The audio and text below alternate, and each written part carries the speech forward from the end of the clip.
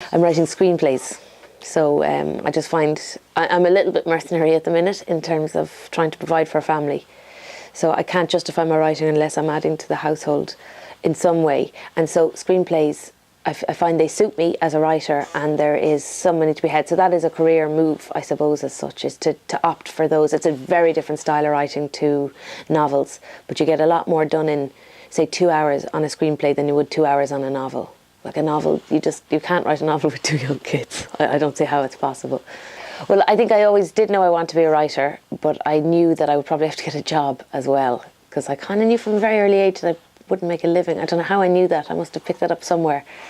So I had a load of jobs, and I always wrote on the side, and it's only now when I'm, say, 32 that I managed to write full-time and make a living at it. Up to that I was writing on the side and working as like a barmaid, a waitress in a fruit and veg shop, a graphic designer, chambermaid, whatever. Just, yeah.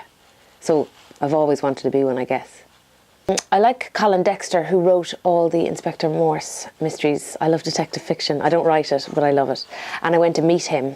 I just wrote to him and asked him, could I go meet him? Went and met him in Oxford. And he had some lovely advice about how to keep a balance between your writing and your real life, because I suppose the natural tendency of a writer is, in one respect, to be a bit selfish with their time, or self-absorbed, or disconnected, or just an observer, not a participant. And he had some lovely words of advice as to how to keep engaged with your real life and take from it in order to write, and not let the writing control your life, which was a nice piece of advice, I thought.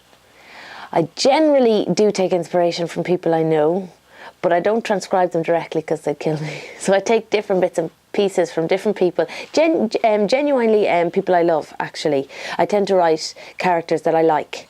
I mean, I've written a couple of horrible, horrible characters, but they're so awful, I think they're more a cartoon. Whereas the most real people I've written about are taken from the people I love around me, just the traits that I want to spend time with. Because when you're writing a character, you have to spend loads of time with them. I would say for writing anyway, because it's so easy to do without any equipment or any cost, you just have to write. You have to change. If you find you're in a life where you're not getting any writing done, you have to change your life to make space for it, because it won't happen. An example, of that is when I worked in a bar. I realised I was drinking a whole heap and I wasn't getting any real writing done. So I gave up the bar, gave up the drink, and moved to a job on the ships, which is where you work 12 hours on, 12 hours off for a week, and then you were off for a week. And I did all of that not because I wanted to work on the ships, but because I wanted to write. And it was that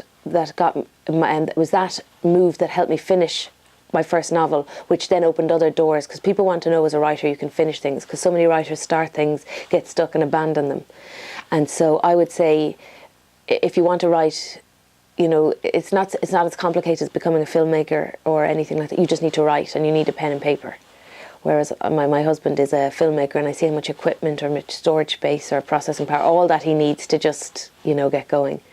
So I think for writing it's pretty easy. You just have to write and share the writing with people and get it out there.